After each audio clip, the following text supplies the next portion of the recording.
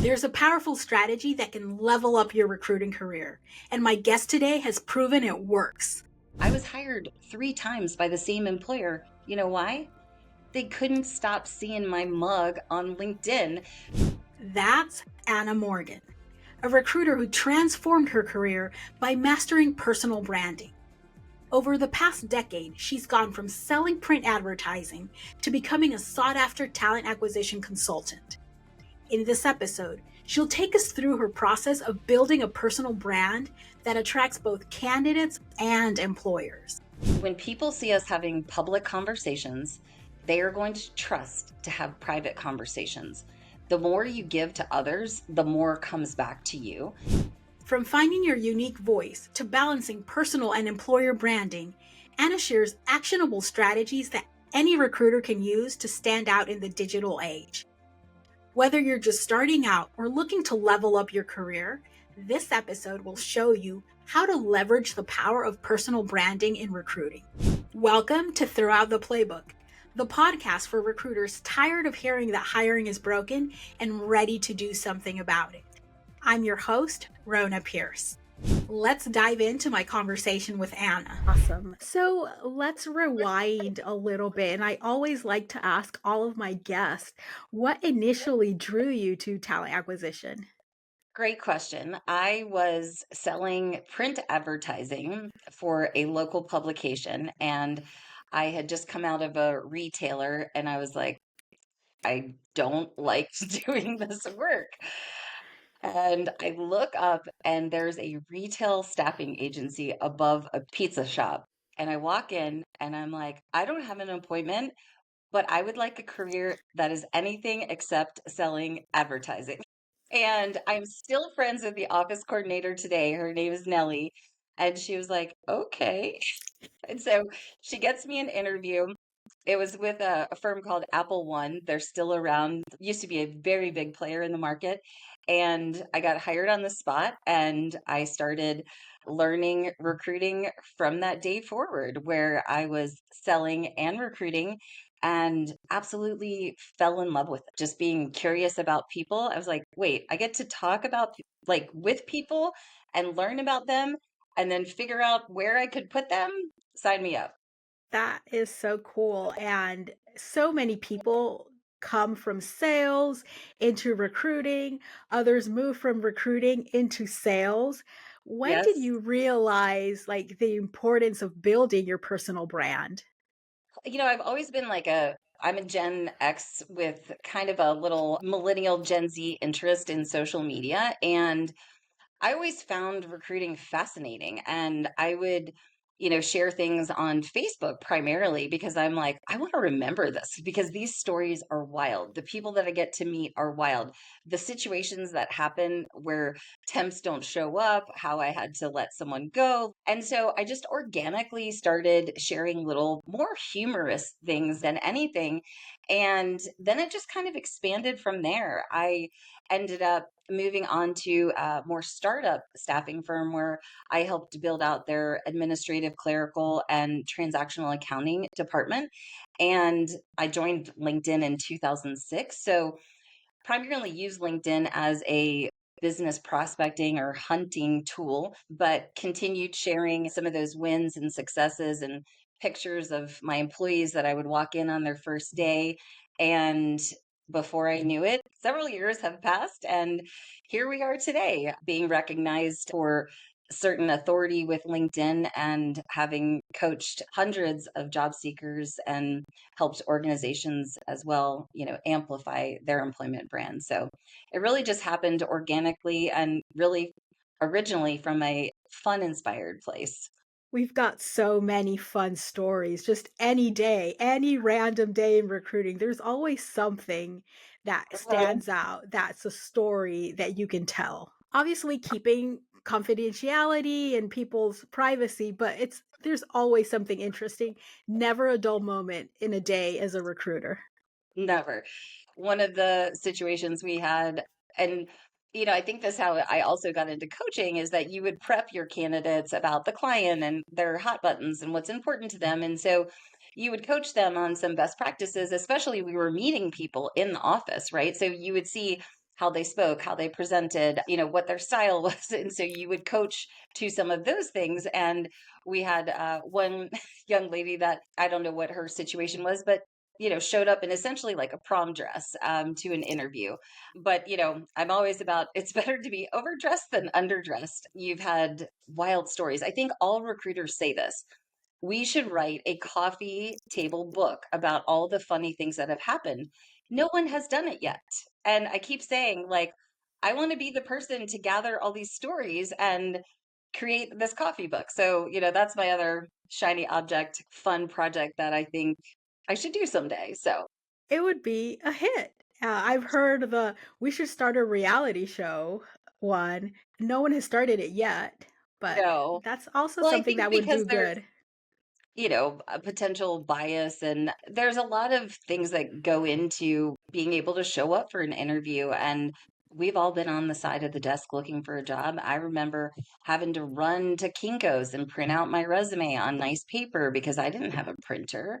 There's a lot to that. In theory, we think, oh, well, here, just show up at this place at this time and crush the interview, and not keeping in mind that their moms and spouses and daughters and all the other things that go with the logistics in making something like that happen, as well as making the decision to accept or move forward with an opportunity.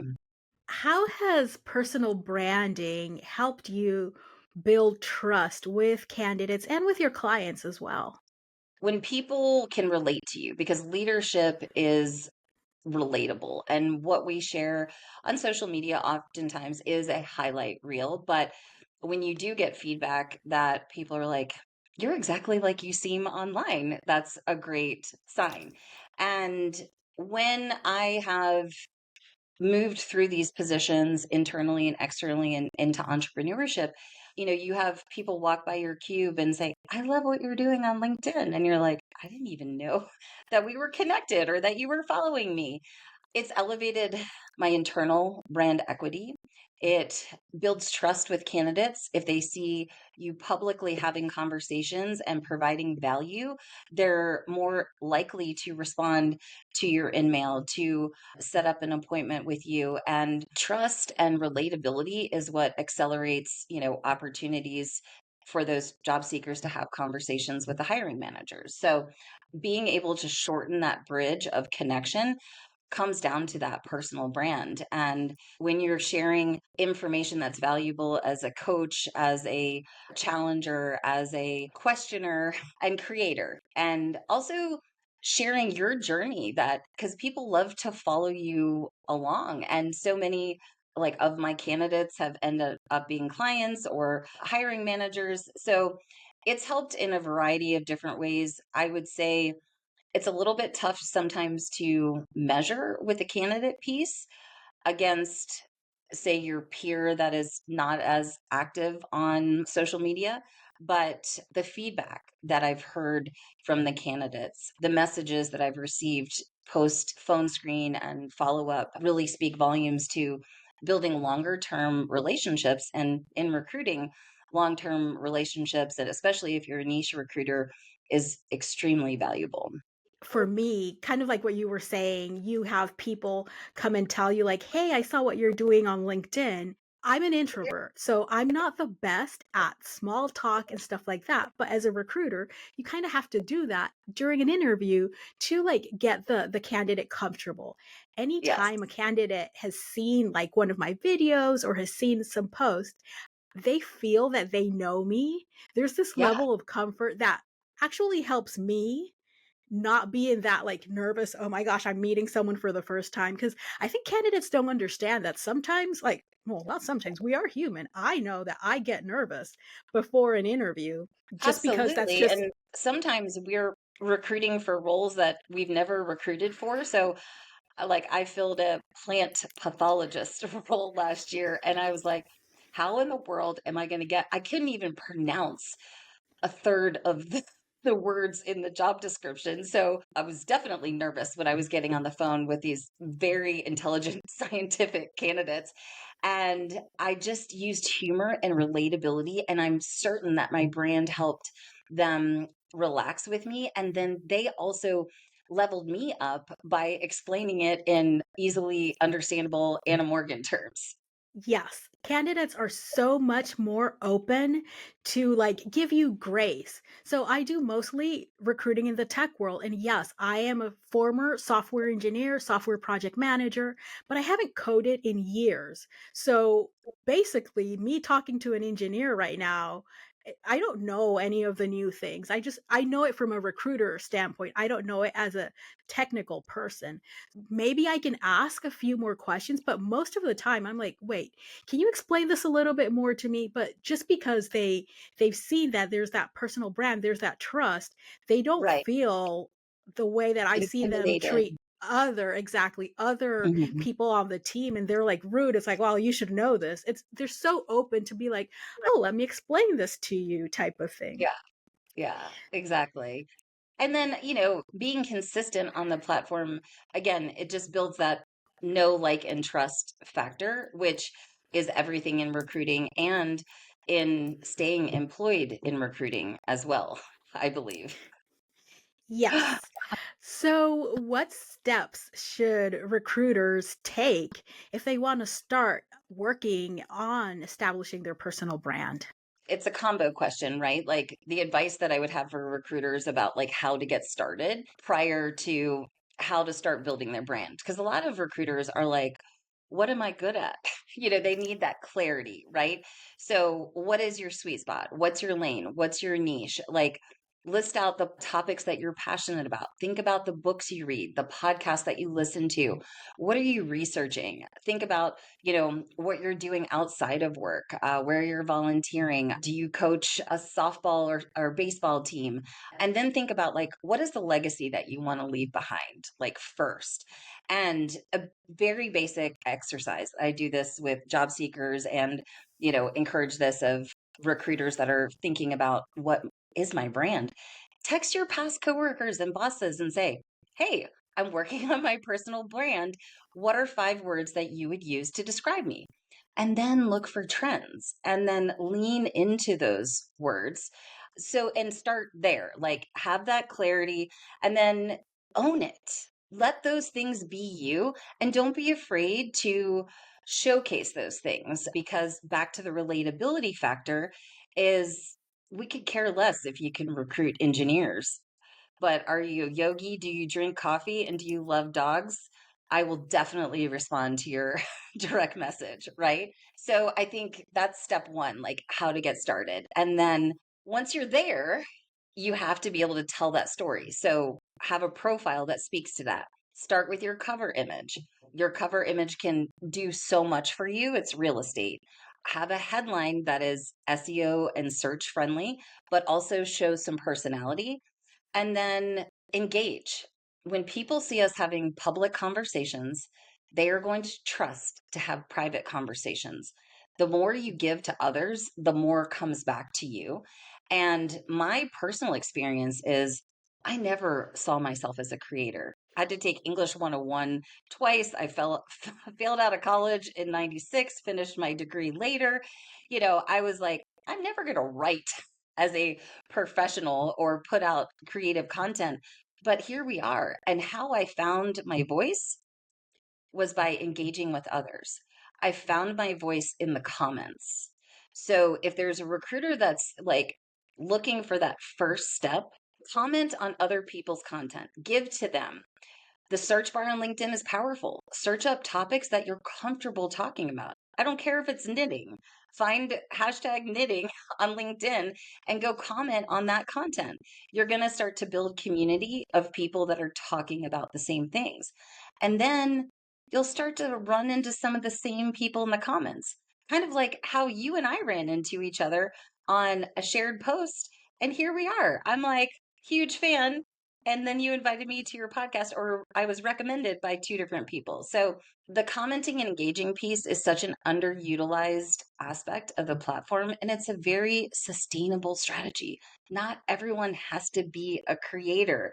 People think they want to throw up all this content, and it's like, just have public conversations and be yourself. There's a lot I'm not a big commenter also. So there's two sides of it because Like I said, I'm not like big on small talk and stuff like Right. that, but when I create content and people comment on it, those are so easy for me to reply to. But Right. one thing when on days where, because it's true, as a creator, there are days where I have zero creativity. I have no clue what to post. And I have this thing for myself where I only post things that I would want to consume. I don't just post for posting. Well, on those days, I go and look at people's content and I start commenting. And it's so incredible the amount of people that I've met in the comments. I can tell you right now, I probably am going to have, by the time this is released, like 8 or 9 podcast episodes. All of them have been people that I found in the comments. Yes. Like I am team commenting. I mean, going back to also like getting started and thinking about, your legacy and who you want to be.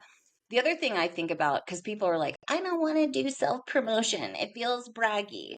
Put your servant leadership hat on. Think about the woman or the man or the kid that you needed when you were starting out in your recruiting career. Let me just tell you, if I saw cool, badass, bold women like us showing up on LinkedIn, I would be like, I want more of that, right? And that goes back to being a coach, being a creator, being a challenger. Do you have strong opinions? I have strong opinions about cover letters. But are you familiar with the drama triangle, where it's the drama triangle to the new leadership triangle? So it used to be, are you creating content to be a helper, rescuer, the victim, prosecutor mindset? And now it's the coach, creator, and challenger kind of mindset. And that's how people can find their voice. Challengers ask curious questions. Creators shift from needing permission to taking action and sharing their mistakes along the way, like I share about my entrepreneurial journey. And then coaches, they empower people to take action. And sometimes it's based on the action that they're doing, gives others permission to take that first step. There's something that I've spoken to recruiters about, especially just people in the DMs. Everyone thinks that the type of content that recruiters have to create has to be for job seekers. It has to be type of like job search advice. Or the other side of that coin is advice for recruiters. What advice do you have for recruiters who are unsure about how to position themselves and like what type of content to start creating? I think it goes back again to like what your interests are. And my belief is leadership can show up in a lot of different ways. I commented on a post of a peer who was celebrating her son's 7th birthday, and she gave 7 tips to him, but that were also relevant to our LinkedIn community. And, I said, parenting is one of the, most humbling leadership lessons that we're ever gifted, right? So it could be parenting, it could be mental health. It could be your love of yoga. It could be your favorite coffee brands. Again, when I think back to my agency days and I was out knocking on doors and delivering donuts and having intake meetings with prospective, clients, it was those things that we were talking about, the pictures on their desk, their activities outside of work. It wasn't the fact that they sold spirally widgets and whatever. So think about those things and share about those things. And if you can turn it into a leadership lesson, do it. And then don't be afraid of what other people think. I mean, so many people, I tend to attract social media introverts, which is really fascinating to me, and they're like, well, what do my coworkers think? What will my boss think? And I was like, who cares? And you have to be able to kind of step into that energy. My experience has been nothing but positive, where people, like I said, were like, I love what you do on LinkedIn. Thank you for sharing that. And so forth and so on. I'm sure other people have had different experiences, but LinkedIn is your playground. It is a professional networking site. Leverage it, have fun, be yourself. And you touched a bit about a little on this about being consistent. I'm a recruiter. I've decided I want to start sharing content to build my personal brand. What content creation strategies can you give to listeners? Because content creation is just one piece. of recruiting. It really is. And again, I mean, when you're busy running a full desk and a heavy rec load, my solution was I'd had LinkedIn up on a second screen in between calls. I would make some comments. I would make a note about anything I saw about a post that I wanted to do. And I would take comments and turn those into post prior to the new function that they have, hashtag old school. And I would just keep a running document of that. And then at night or on the weekends, I would decide, okay, I'm going to do a text post or a picture post, or this makes sense for a carousel, or maybe I'll do a TikTok and repurpose it on the platform. For me, it was basically like things that were coming up in the moment. The other day, I have a draft saved because I'm trying to get more active on TikTok. And I was looking at a recruiter's profile and I'm like, yes, she is a director of recruiting. She, had this much GM. She was managing this many people. And then her position before that, she's selling the company that she used to work for. So it's all about this company, da da da da.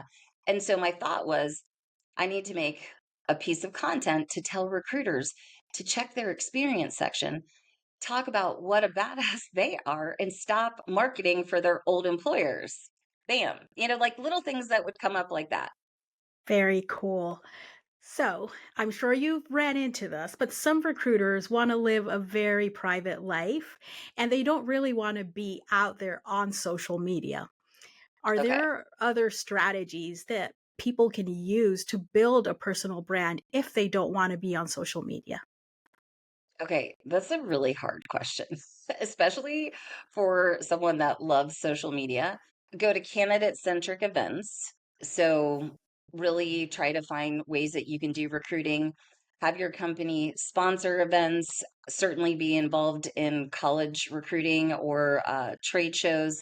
Join professional associations. So, if you are working roles that are more light industrial, building partnerships with trade schools or other trade associations. Then speaking engagements are a way that you can really amplify an employment brand, highlight the employer, and showcase your leadership skills. The only other thing I thought about is you could publish like an ebook or a guide or other resources that might amplify, the employment brand. I think there's things that you could do within the organization where then maybe the marketing team could push it out on the company page. That's a tricky question. I would be curious what are some of your thoughts, because I kind of feel like, who is it, Han Solo from Star Wars? Like social media is the way. This is the No. way. So I'm 100% team social media for many reasons. It's 2024. This is Right. how we do it now. This is This how is you how. win. Sorry. I also do that. I sing a lot of the things that I say. So, but yeah, this is how it's done now. And yes, you can go to conferences 100%. I've done it. I love going to conferences because I'm an introvert. It takes a lot of my energy. Those 3, 4 days where you have to be on talking to candidates, doing this, doing the other, like really selling, but it's a way of doing it. Now, it always helps if people have seen your content, if people know who you are, things like Right. that. So it's not impossible. There are a few people that recruit, especially in very niche fields, and they don't have a social media presence. I love that for them. I don't think that's something that the majority of us can do. I don't think it's something that's going to scale. And unless you're pretty ready for retirement or to not be in recruiting, you really have to jump on some level of social media. I always tell people you don't have to post every day. You don't have to do what everyone else is doing, but you have to find something that works for you and do it. And that's sustainable, and maybe come up with a pattern or a process that's just yours that you can stick to. But again, the reason I'm like team comment, because when in doubt, if your life falls apart, if you're overwhelmed with recs, you can at least find 30 minutes to make 10 comments that day. And if you do that, LinkedIn's going to reward you with that visibility. So absolutely believe in sustainability when it comes to showing up on LinkedIn, but there's so few recruiters that do it. And it's so powerful. And it's even more powerful for ensuring their well being. Forget the employment branding for them so that they are top of mind, so that they are sought out. So when they get laid off, their bounce back is so much faster. That's why I talk about career insurance. And you mentioned employer branding, which is important. It's not really the focus of this conversation. However, a big part of employer branding is also the brand of the employees that are attached to that company and recruiters being at the forefront of that employer brand. What strategies can recruiters use to align their personal brand with the employer brand? And should they be doing this? Yeah, I mean, our jobs as recruiters are to sell the organization, and we have to understand the business. So, the first thing you want to do as a recruiter is you want to just absorb as much information as you can. So, that could be like, multiple intake meetings with hiring managers. That could be shadowing team members. That could be site visits, and really getting behind the scenes and really understanding all the different levels, not just from the hiring manager perspective, but sit down and interview the merchandising coordinator and get an idea of where they came from school, what their core competencies are. Those will only help you recruit more effectively for the roles. Then you're most likely not going to be working for an organization where there's a massive values misalignment between you and the organization. So you're already going to have some of that there. That's what shows up in your content, the values alignment, right? Because you might create a cover image that highlights yourself and then also the brand that you're representing, right? It can show your audience like what you do. It shows you in action. It amplifies your brand and the company's brand. It could say, we're hiring. So people know you're signaling to them to engage. Obviously, use the hiring banner. Big fan of that if you're in recruiting. So many people miss that opportunity, as well as encouraging their hiring managers to use the hiring banner. Wow. Like that is such Yes. a great way to get referrals and visibility. So giving clear direction of, where people need to go is important. I'm trying to think strategies that they can use to amplify their brand and the employer brand.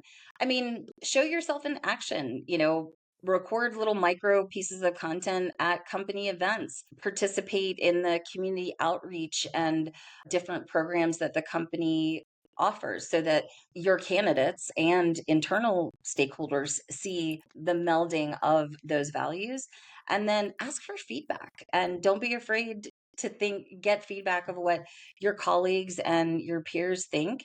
And I think those are some good suggestions to, kick things off. I could go a lot Yeah. deeper in that, but Yeah, no, again, those we're are great. starting out. Exactly. And those are great suggestions. And I think it's very important, and it would be a disservice to listeners if I don't mention this, but there has to be a balance between the promotion, the branding that you do for your employer and your branding. Because as you've spoken about that insurance, that career insurance, that's why I do personal branding. I see a lot of recruiters think, okay, personal branding means posting on LinkedIn. And all they do is post all of the branding material that either marketing or the employer brand team or recruitment marketing team has created. And everything you see on their profile is about the company that they work for. That is not building trust. They don't know who you are. The Right. way that I see this is you showing up authentically, everything that we've spoken about, like choosing something that you like and everything. And yes, sprinkling some post about your hiring. I mean, that's why you're doing it, right? You want to Right. get Yeah. candidates. But the real way to enhance and boost an employer brand and have that career insurance for yourself is to lean on the personal side of personal branding. Don't just heavily focus on a company for many reasons, but one important reason is, as we've all known and seen in the past couple of years, you might not be there tomorrow. So if all of That's your an branding, understatement. Yes. Yeah. yes, if And all so of your the branding is for a balance. company, yeah, And I think a lot of people, and maybe it's, easier for more creative folks to see this, right? You can co-brand yourself as a recruiter for a Fortune 500 company and brand your side hustle or brand yourself or all three. I've done all three. It takes some ingenuity, and it's LinkedIn is always evolving, right? And it's testing different things out. What worked for me in 2020 is not going to work for me today. There are different methods, but it's having fun with it and just testing different things out and just showing up, not being hung up on the metrics, not being focused on gathering X number of followers or this many impressions. Like we tell job seekers, it only takes one person to open that door, one person to say yes. And it only takes one person to be like, I want her on my team the next time she's available for an opportunity. And I was hired 3 times by the same employer. You know why? They couldn't stop seeing my mug on LinkedIn. So they were like, oh, Anna's not here. We're not filling our positions. Get Anna back. My phone rings. And what happens? Like each time I came back, like my authority, my expertise, and my price tag went up. And that's the yes. result that I want to create for all TA and HR professionals around the world. Heavy on the price tag part. So the last job that I got, I actually connected with my manager, that company, who's the most awesome manager I've ever had. I absolutely love Tara Turk Haynes. We connected, we met on Twitter. And when I saw a random post that she was hiring, I wasn't looking for a job, but I was like, I like this person. So her personal brand made me want to apply for the role. And my personal brand made her want to do everything she had to do to hire me, because I live in Oklahoma, and the company we were working for, or she was working for at that time, was not open in Oklahoma Mm, because of the strong personal brand and the affinity. And because we have known each other online, she did what she had to do to yeah, make sure that she could hire me. amazing. And just story after story like this. Most recent one is I had been following a fractional CHRO. I probably called on her back in my Tampa recruiting days. We're talking 2008, maybe. Anyway, we've stayed connected. We've run into each other on different comments. We were at similar events. We ended up being on a couple shows together. She calls me up. She's on a project. She needs an interim TA professional to help build out an HR ops team. Didn't have to interview, didn't have to do anything except give her the information, my W-9, or negotiate my monthly rate and get started. So it was like guaranteed income coming into the first of the year. You can't put a price on that. And then it puts you, the recruiter, in a position of power where you can have first right of refusal, and then you have options instead of having just to take the first thing that comes your way, or being in that application forced networking energy, which is a tough place to be in, where a lot of people are, unfortunately. Because this work, this branding, this type of networking doesn't come naturally to everyone. And that's why it's important that we're having these conversations so that we can unlock and hopefully inspire others to just start small. So we talked a lot about the importance, the benefits, how it helps you build trust. What can listeners do? Like, what steps can they take to start today? Recruiters, we're talking about, right? Yes, to So, start building their personal brand. yeah, I would go back to really looking at getting that clarity and, building some lanes that you want to be known for, and then engaging. That's where I built my muscle. Maybe take some of those comments and turn them into a post. And then, start really simple. You could do lighter pieces of content celebrating other people in the industry, doing a roundup post of your top female recruitment voices that you admire on the platform, your top recruiting podcast that you love. You could share a testimonial from a candidate, right? This is one thing that I would encourage recruiters to do if they're starting building their brand. When you're, wrapping it up an offer and you're like, "Yeah, your start date is this, and I'm so glad," once they get started, ask those candidates for a recommendation. If other job seekers see that candidates have given you shout outs publicly on your profile, they are definitely going to trust to, respond and engage with you. So start with light content. I mean, it could be, a day in the life. It could be, again, your exercise routine. Like, I love one of my fellow Ask a Recruiter stage members, Erin Murphy. She does these videos of her, recruiting on her little walking treadmill, and that's memorable. And that doesn't have anything to do with recruiting, but she's one of the first people I think of that has one of those, and obviously makes me want one as well. So start with the stuff that's close to you, start with engagement, and then be bold, be brave, be the woman or man that you would have liked to see on social media 5 or 10 years ago. Amazing. How could listeners connect with you? LinkedIn all day. So you just search Anna Morgan. I think it's Anna Morgan Recruiter dash Career BFF. And then I basically create content for LinkedIn and then repurpose it Facebook, Instagram, sometimes TikTok. I'm trying to get more visible in there, trying to get over my own fear in creating content there. So we're all supporting each other along that journey. Perfect. And I'll also have your contact information in the show notes and on the description for those watching on YouTube for sure. Absolutely. Um, And I'm always looking to doing some market research. So I'm just going to throw this out there with, full cycle recruitment professionals. On my profile, they can book a call right underneath my headline. I am looking to do some interviews with some recruiters around some of these topics. So that is an open link and open invitation.